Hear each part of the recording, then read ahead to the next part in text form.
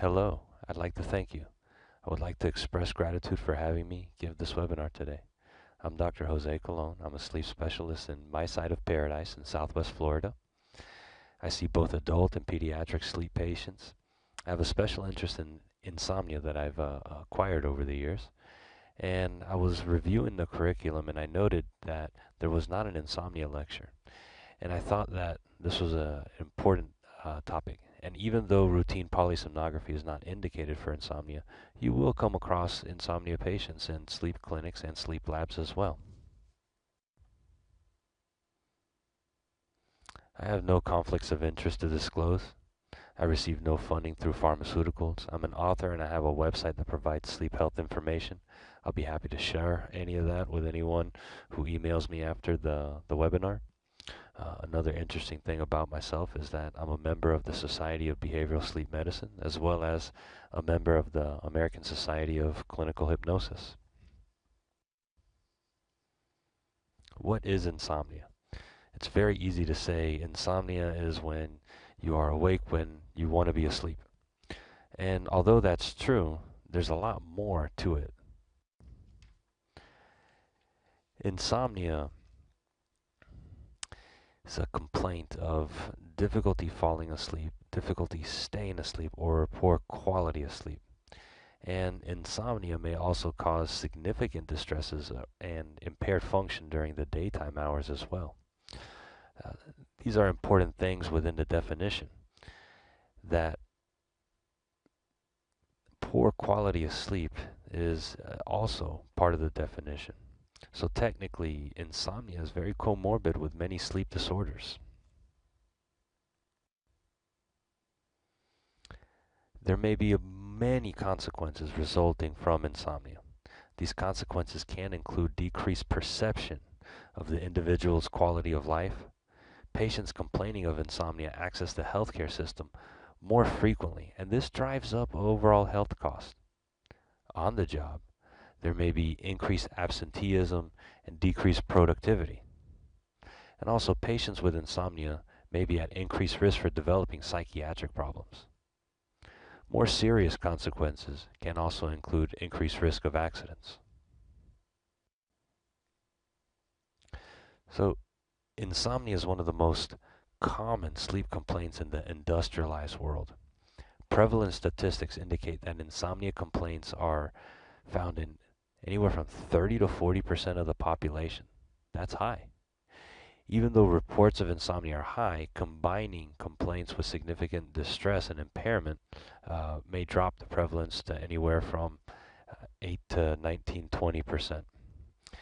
But in reality, 90% of people at one time in their life have had a complaint of insomnia, even if it's adjustment insomnia at one time. The other 10%, well, I guess they're still in denial. Insomnia is a symptom. And this isn't just me saying it, this is directly from the textbook here. Krieger. Insomnia may be best viewed as a symptom rather than a disease process, and often it is accompanied by another cause or disorder. So, what is sleep? In order to know what is abnormal, you have to know what normal is.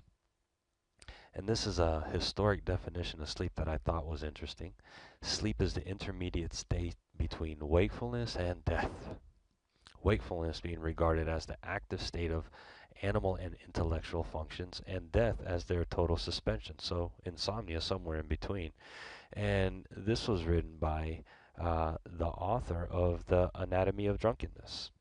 It's safe to say that we've learned more about sleep over the last 10 years than we have over the last 100 before that. Now, interesting. The Anatomy of Drunkenness, this is a former member, faculty physician of Surgeons of Glasgow in Scotland. And back before we even had electricity, there was insomnia was described as agrypnia. And agrypnia was originally the process of staying up for a festival, staying up late for a festival the night prior. So even back before we had electricity, people described insomnia as having agrypnia.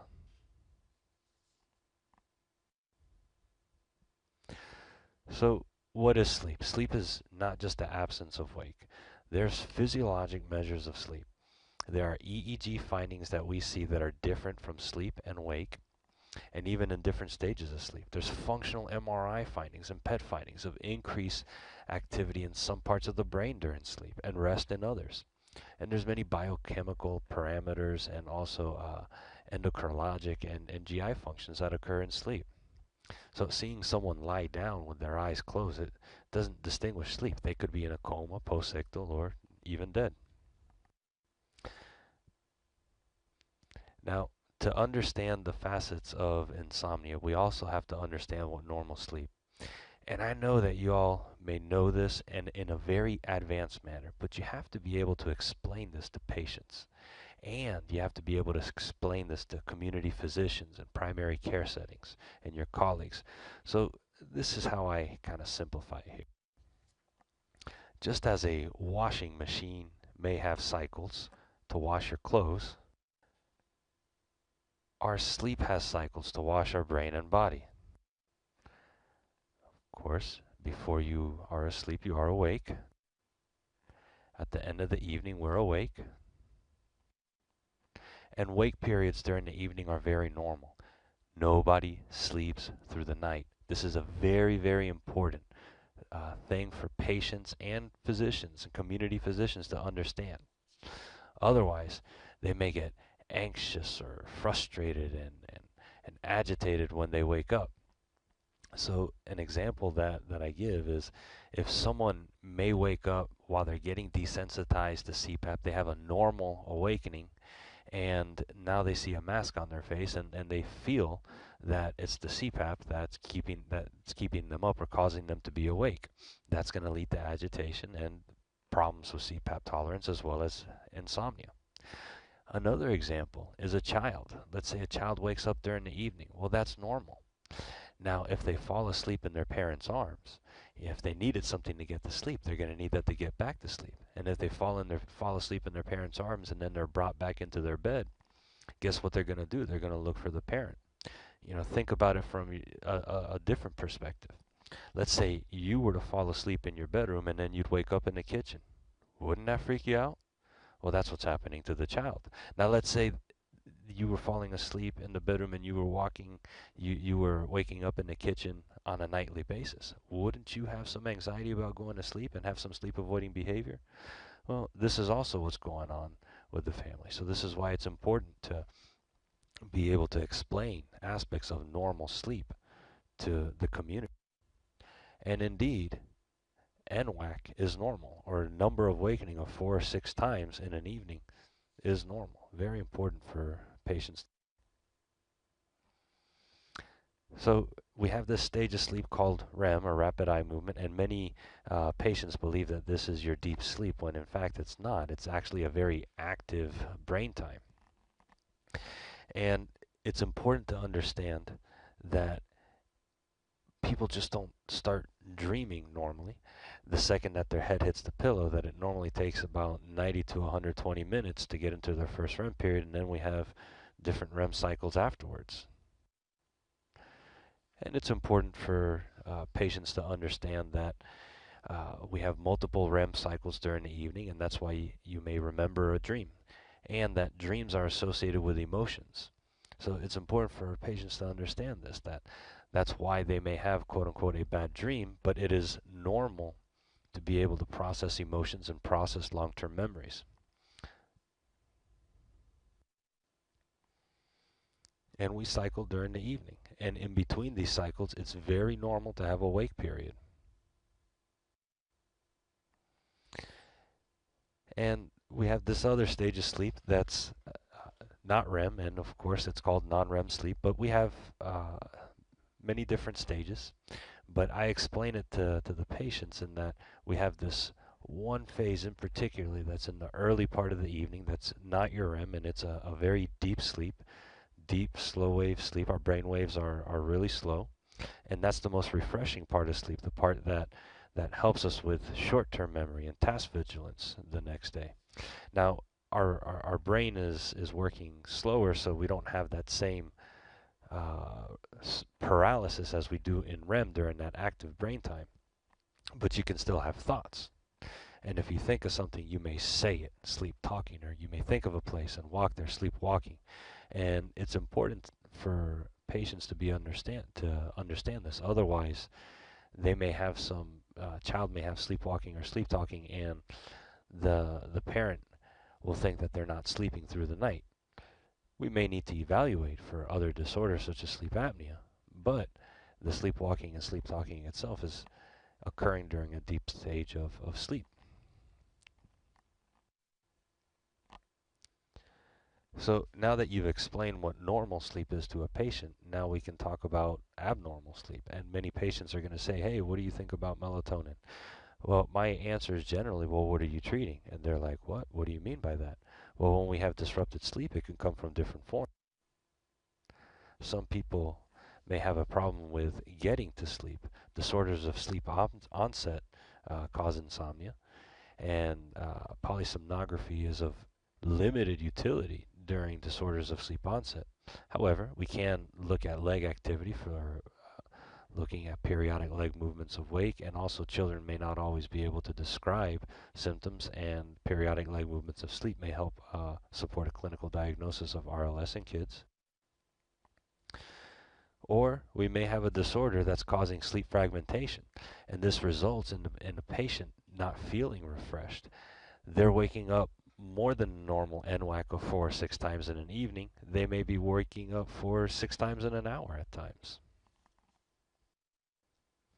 And if a patient doesn't understand that it's normal to wake up, when they wake up, they may get frustrated and they may have an elevated wake after sleep onset, contributing to a sleep maintenance insomnia. Or sometimes we wake up early in the morning and we have difficulty getting back to sleep. This can be seen in an advanced phase sleep disorder, but it also can be seen in ruminative thoughts and clock watching and anxiety about being tired the next day. So what makes our sleep drive? And once again, I know that y'all understand this on a high level, but we need to be able to explain it to our patients as well. So I explained to our patients that we have a homeostatic and a circadian, but I don't use those words. What I say is that our body and our environment together have an interaction that induce sleep to our brain. Anything that uses energy creates a waste product. And if you put gasoline into a car, the waste product that you get is the exhaust. Well, our brain utilizes energy in the form of glucose, and it makes adenosine. And the names are not important. The concepts is that as your brain utilizes energy, it accumulates that waste product. And as that waste product begins to accumulate, it leaves you exhausted. So that's why it may be hard to stay up past a certain time at times. Now, very interesting is that in this deep sleep that we have, that's where that adenosine, that waste product, is washed away. So that's how it helps us with feeling more refreshed and helps with short-term memory and task vigilance.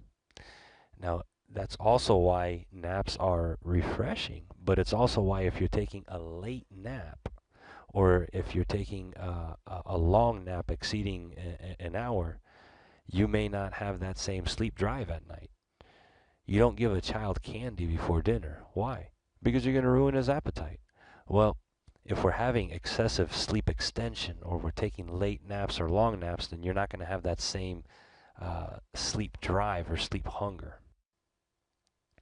Another thing that's interesting is that caffeine actually counteracts the caffeine. Caffeine actually counteracts the adenosine, the waste product.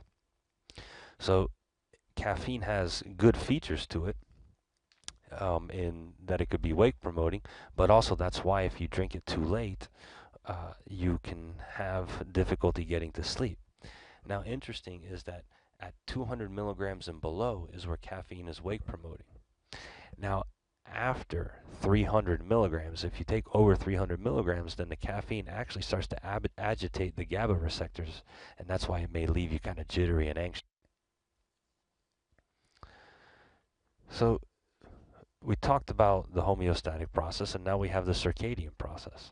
And our own brain makes natural melatonin.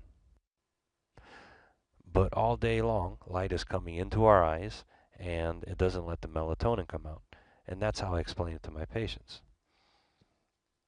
I know that you all know that light goes through the retinothalamic pathway to the suprachiasmatic nucleus to suppress that. But then the light starts to go away. And that allows your own body's natural melatonin to come out. So what we have is this process where the homeostatic sleep drive and the circadian drive act together. One starts to accumulate this adenosine and fatigue at the same time that the melatonin starts to come out. And bam, that's what causes our sleep drive. But sometimes our sleep drive may be a little bit chopped up. We may have irregular patterns in our sleep-wake cycle. An example is if someone's waking up early, you can see the blue arrow that they've accumulated a lot of that adenosine that leaves us fatigued. But our environment isn't ready for sleep, but we'll be fatigued during the daytime, and that can cause excessive sleepiness. Another problem that we commonly see, if someone's sleeping in late, we can see that the environment is ready to be dark, that the environment is ready for that melatonin to come out. However, you've yet to accumulate the fatigue, the adenosine, the homeostatic process. So what happens is that we have insomnia. Now, it's important to note that when an adult is tired, they yawn. However, when a child is tired, they tantrum. And nobody tantrums like my little girl, but still, we've all seen it where we see a child in the middle of the day, I don't wanna, and we're like, okay, that kid needs a nap. Now, a teenager, when they are tired, they can have symptoms of either hyperactivity or irritability, or they can have the yawning, or they just may be obnoxious, but teenagers are teenagers. Now, one of the things that happens is that we can get our days and nights mixed up, and if someone's sleeping in late on the weekends after they've been waking up early on the weekdays, they're essentially causing a disruption in their sleep-wake cycle, almost like one of jet lag. And jet lag is when you take someone. It's jet lag is not a long plane flight. It's being taken out of a different time zone. And if you think about it, daylight savings many times takes people some time to adjust. Well, in general, it takes a person 1 day to adjust for every 1 hour time zone that they change. And let's say I'm in Florida and I go to California, it's about 3 hours of a time zone difference. It may take 3 days to adjust, and that's going to be 3 days of fatigue and sluggishness in the daytime and difficulty sleeping at night. Well, many times our teenagers are doing this to themselves when they're sleeping in extra hours of 4 or 5 hours on the weekends. It's going to take a couple days to adjust. So sleep apnea, moving on, sleep apnea and insomnia are common to the point that medications have been studied to help out with this disorder. And just briefly talking about sleep apnea, normally there's plenty of room for the air to flow, but sometimes it's obstructive, and look how it can cause these cortical arousals. And again, a normal amount of awakenings for a person may be 4 or 5 in an evening, but with really high apnea-hypopnea indexes, this can actually be a cause of insomnia as well. And I know that you all know the basis of areas of obstruction. And CPAP helps in opening up that airway. And of course, the goal is to eliminate upper airway respiratory disturbance events resulting in restoration of sleep architecture. That's important. Remember, insomnia has to do with quality of sleep, so it's improving quality of sleep. Now, one thing that I like to say is that I like to mention to patients that the positive pressure essentially gently cushions the airway open. And I use this because many patients say, oh, is the air going to force down my airway? No, it's going to gently cushion your airway. And CPAP titrations are done, and I like to show a couple effects on how the sleep architecture improves. One, there's less arousals. Another is that you have that REM rebound, of course.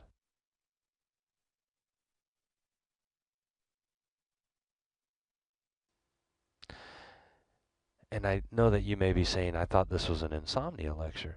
Well, it is. And this patient that came to me actually did not come to me because of snoring or sleep apnea concerns. They came to me because of insomnia.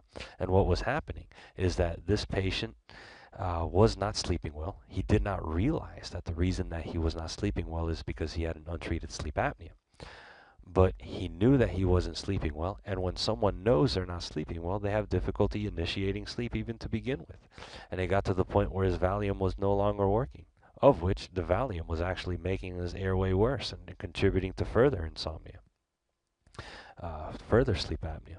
And it got to the point where the patient would actually put the CPAP on his face and he would sleep wonderfully because he knew that he was going to sleep well and he felt restorative sleep. Now, what about restless legs and periodic leg movement disorder and insomnia? I did look through the curriculum and I didn't see that there was a lecture on restless legs, but we could just touch on it very briefly. Restless legs is a clinical diagnosis. It's when we have these uncomfortable sensations in our legs, may have some irresistible urges to move our legs when we're quiet or laying down. And the sensations may be relieved or at least partially relieved by rubbing, shaking, walking, or stamping on the legs. And it is more common in non-REM sleep. So it is more common at sleep onset and can cause sleep onset insomnia.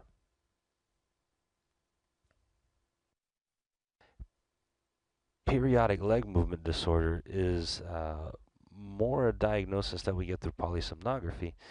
And these are limb contractions resulting in repetitive jerks of the toes, feet, legs, or arms in sleep. Even though it's called periodic limb movement disorder, many people associate it with leg movement, but it could be the limbs as well. And this may lead to arousal. It may or may not, and I'll show you some two examples.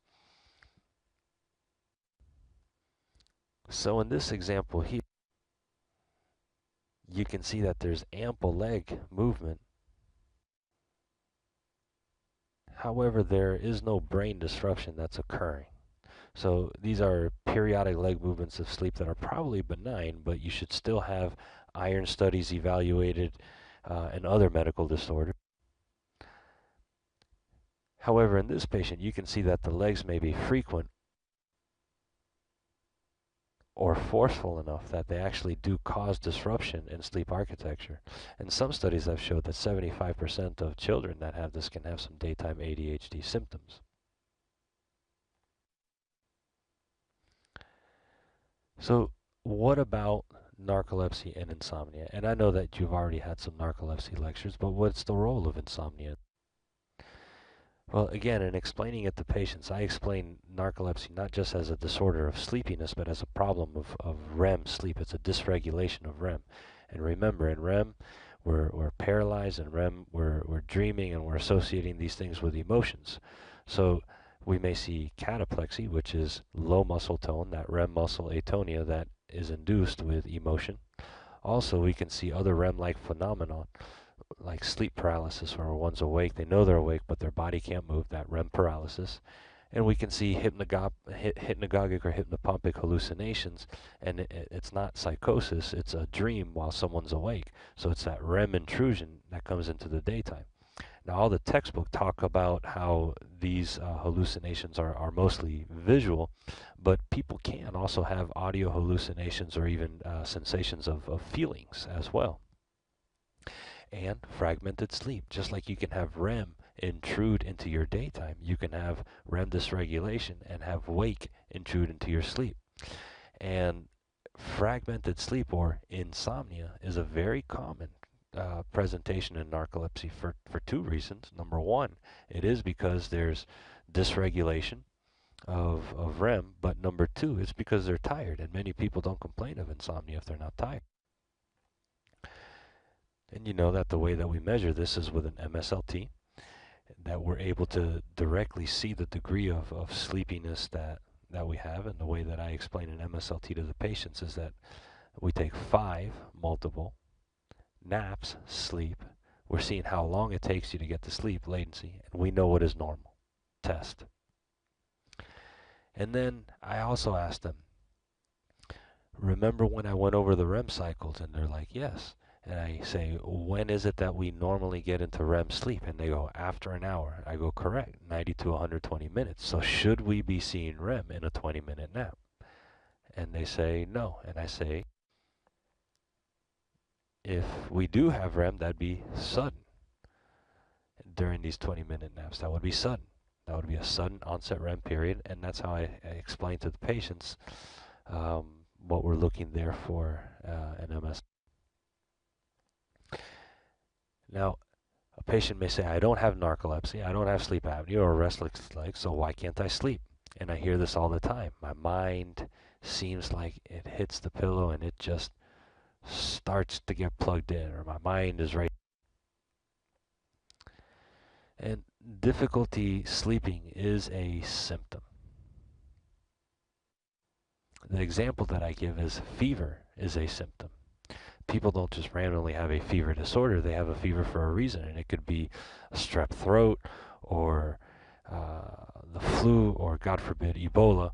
And if you give someone Tylenol for a fever, you may make them comfortable, but you're not addressing the actual underlying disorder, the actual underlying problem.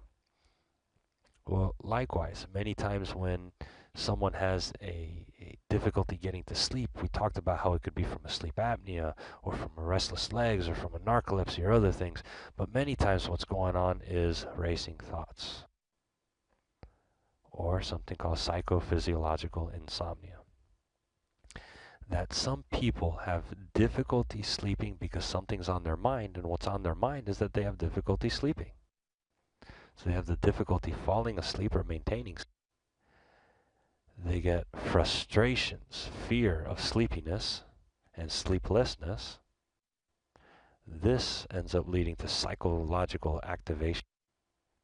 And then we have cognitive efforts to try harder to sleep, and the harder that you try, the more difficult it's going to be for you to get back to sleep. So it's important for patients to know that, a sleep latency of 20 minutes may be normal. That number of awakenings in the evening is normal. Otherwise, it may lead to psychophysiological insomnia. And most commonly, it's a symptom of our racing thoughts. Like I said, we've heard this. My mind won't shut down. Can't say how many times I've heard it. I had one kid that was very creative, and he described that the computer in his brain won't shut down. This is where we need to stop approaching insomnia as a night disorder. Insomnia is a 24-hour disorder. Things happen all day long that lead to difficulty sleeping. And a poor night's sleep affects your wake the next day. So there's the hyperarousal theory.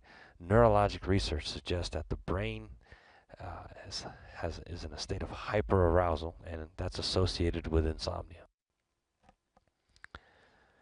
So the way that I like to describe this to patients is that just like you have a heart rate, guess what? You also have a brain rate. And I ask them, what happens to your heart if you are agitated? And they say it races. What happens to your mind? They say it races. Yes, you become more alert. Well, what happens if you are in bed and you're not asleep and you're agitated that you're not asleep? Your heart and mind are going to race.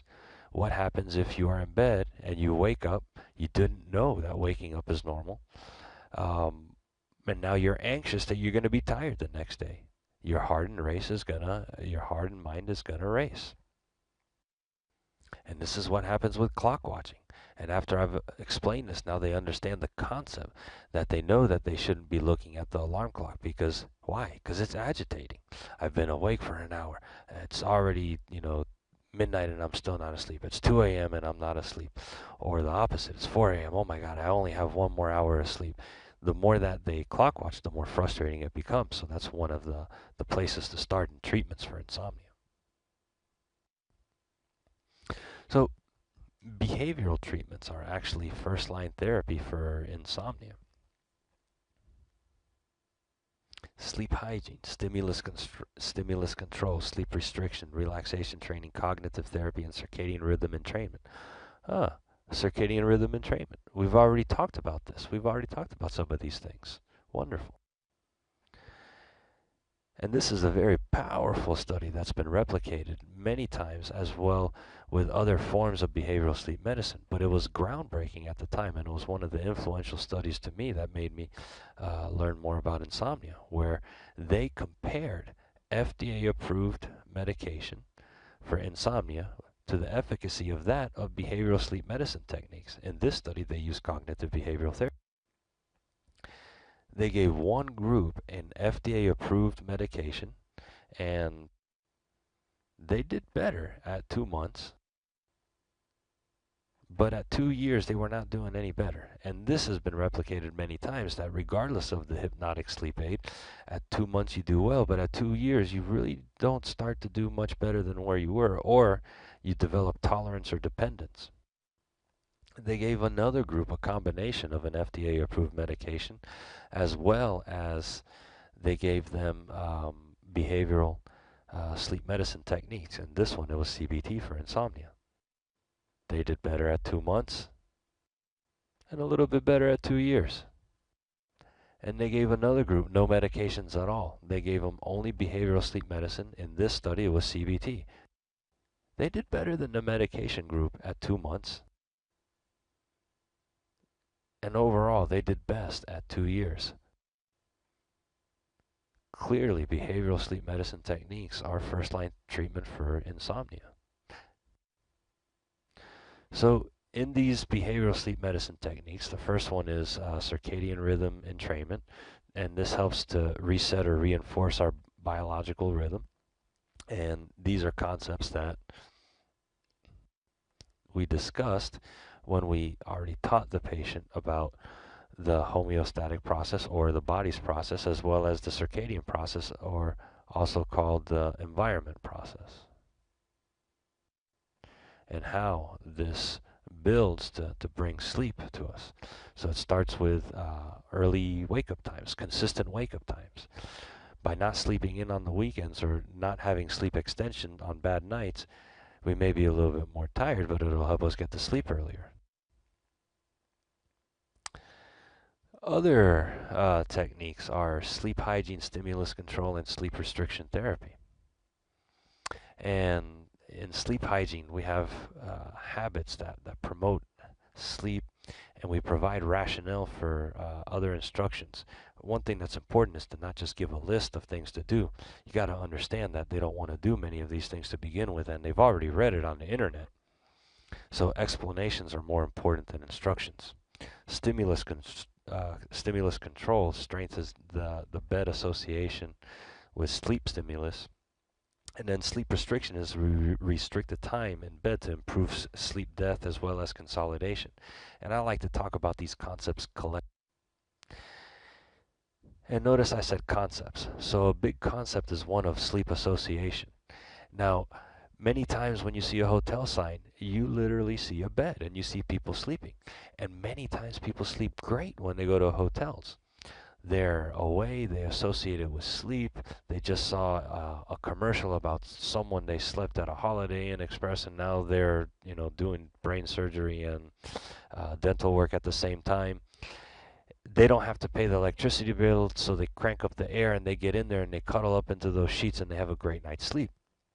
Now, something that could happen is that if the hotel stay is long, they may have been there for a couple days, and they've been eating pizza in bed, they've been watching television in bed, their suitcases on the other bed, the bed's not made because they took a nap in the middle of the day, they've been waiting for people to get changed, The room looks like a hurricane with shopping bags that you've accumulated different stuff. And that last night before they go back to back home, they're not sleeping well. And they say, "Oh, I never sleep well before I leave." When they got in there, they slept great because they associated with great rest. But then they did so many things in the daytime that were wake promoting and wake alerting and wake associated that they now associate that with wake. Another place that we see this is with the couch.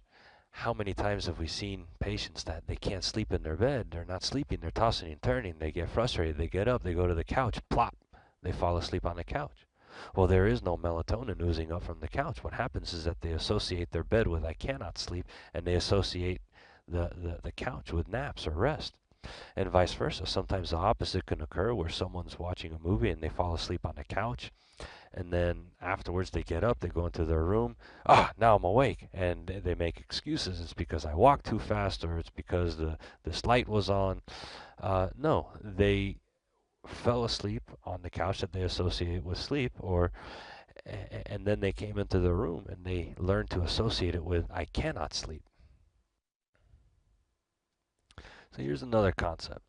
So this is one of the ways that I describe this to my patients, and I say, do you drive? Or if it's a teenager or a young kid, I'll say, does your mother drive? So do you drive? And they'll say yes. And I'll ask them the question, while you are driving, are you intentionally trying to fall asleep or are you trying to stay awake? And they'll be like, yeah, I'm trying to stay awake. Then I'll ask them, while you are driving, do you listen to the radio? And many times they'll say, well, yes, even if it's not all the time, sometimes they listen to the radio. And I'll ask them, do you see how maybe subconsciously you're starting to understand that radio keeps you awake? Subconsciously, that radio is wake promoting. And they're like, that makes sense. They're asking where I'm.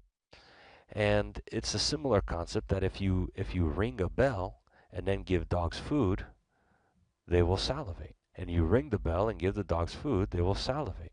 Now, if you ring the bell one day and you don't give the dog a food, they'll still salivate. And it's not because they're going to eat the bell, you can't do that. It's because they've learned to associate that bell with food.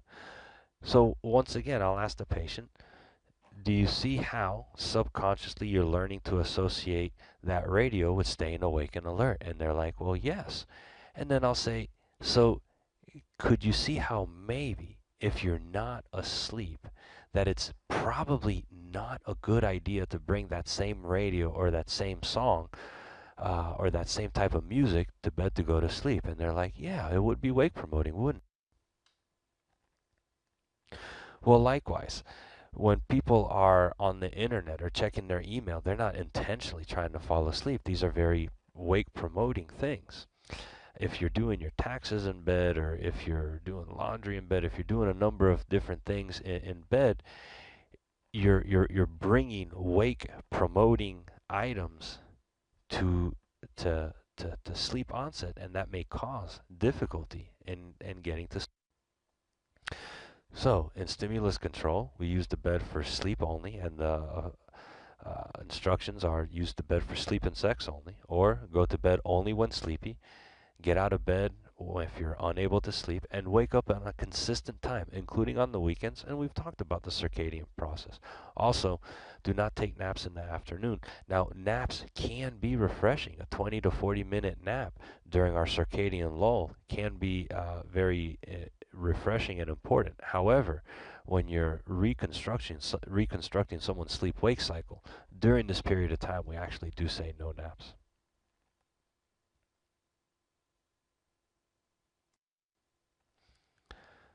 So, sleep restriction therapy. If you're not asleep in your bed, get out of bed and avoid clock watching.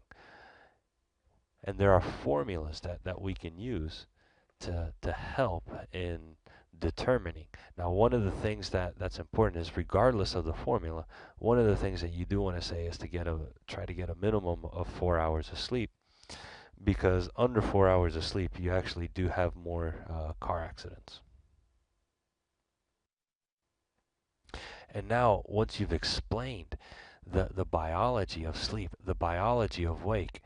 Um, Now they can understand the concept of sleep hygiene. So light, yeah, you want to avoid bright light because it affects your melatonin secretion. Environment, well, yeah, you don't want to have an environment that's not conducive, that's loud, or that is going to cause things that are more, that's going to cause an elevated NWAC or an elevated number of awakenings. Activities. If you're doing wake promoting activities before you go to sleep, guess what? Your brain is not going to be able to slow down. Routines. Having a constant routine of waking up at the same time is going to help you get to sleep at the same time. Bedtime routines can be calming as well, so that we're able to slow our brain activity. Napping. There's a role for naps, but when we're trying to help out with insomnia and get a predictable sleep time, we try to avoid the napping at that time. And substances. So caffeine use, now we can understand how biologically that is not conducive to good sleep if it's taken after a certain time. And once again, these things need to be explained by giving sleep education, giving them a handout of something that they didn't want to do before they came in and they've already read on the internet, isn't going to be very highly effective. So, cognitive therapy. Cognitive behavioral therapy addresses thoughts and beliefs that interfere with sleep. And cognitive therapy for insomnia aims to change the negative thoughts about sleep into positive ones.